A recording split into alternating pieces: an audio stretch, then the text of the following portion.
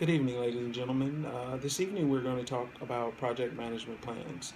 I'm going to talk to you about how to work a project, and I'm going to give you tips on what is needed in order to ensure that you've completed your project and it's ready to provide to whom's ever requested it, either a client, either your child, or it could be yourself. You could be the requester of the project.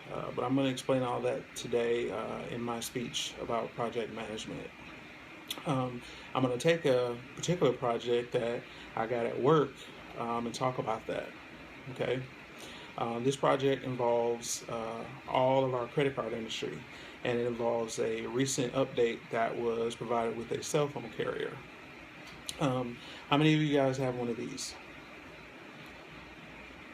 This is an Apple iPhone 6. Okay. Well, when this phone was released, they had a new feature that they were going to add with this phone, and it's called Apple Pay. Okay. And it's called your wallet without your wallet. Okay. So, what that is basically you can pay with your cell phone versus having to pull your wallet out and pull your credit card out. So, we're going to talk about that, but I'll get into that in a few minutes. I just wanted to let everyone know that projects can be rewarding for everyone involved, um, to include you and your requester or your client. Also, I've been doing this for about 2 years, so um, I have a pretty good understanding of it. But I mean, there's always room for improvement. There's always room for new knowledge with projects. Projects are ever changing, and I'm always open for learning. And I've got some classes that I've got to take later on this year for my job regarding this. So let's let's begin to talk about the Apple Pay project. Okay, first thing you want to do with any project is once you receive your information for your project, which is usually a request for a project, you get all this documentation about what your client or what your requester wants. Okay, that's usually you usually get it in either documents or you might get an email. Okay, first thing you want to do is make sure that you are neat and you're organized, and you pull this information to the side, and then you want to read it, review it, and make sure you understand everything. That's going to be your scope and your analysis of your project. Okay, you want to make sure that you have a clear understanding of what the client wants, because you don't want to give the client something that they don't want or that they've asked for. So, and if you have questions, this is your time to review your project, understand what you may have questions about, and ask questions to your client. Okay, if you do understand everything and you have a clear understanding of what the client wants, then at that point you want to close out your scope and close out your analysis phase, and you want to move into development and implementation phase. Okay, you want to get with your developers, work with them, make sure that they understand what needs to be done, and you want to develop the project in phases. And as you complete each phase, then you can check that off of your list and move on to the next phase.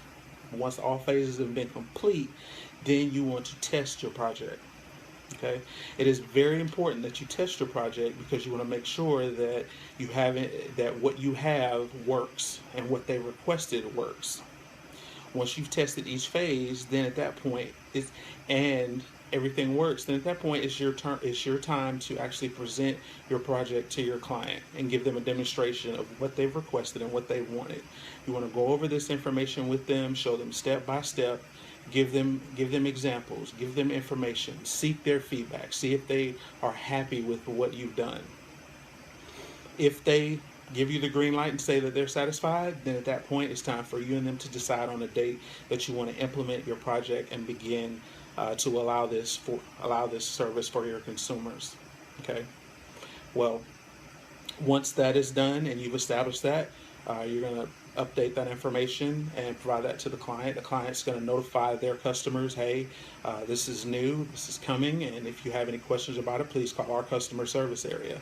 And that's why it's important that you test the project, because the consumers are going to call in with questions, and the agents that are on the floor that are going to take these calls are going to need to have the tools needed in order to explain that information to them.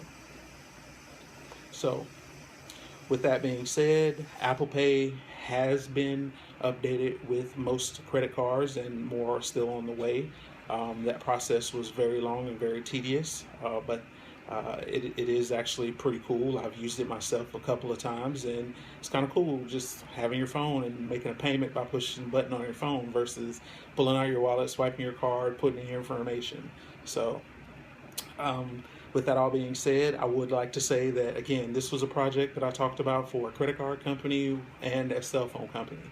You could apply the same logic to putting a bike together for your kid for Christmas, or changing the oil in your car, or doing home improvements on your home. You can apply any type of project management logic to that. Because, I mean, for example, if you want to do home improvements to your home, you're going to research and find out what needs to be done. You're going to try to look and see what's the best product and what are your options and things like that. And I mean, it's just, it's great to have this skill and to have this mindset for doing projects. So with that being said, I will conclude my speech and see if anybody has any questions. If not, thank you for your time and your patience, and you all have a good evening.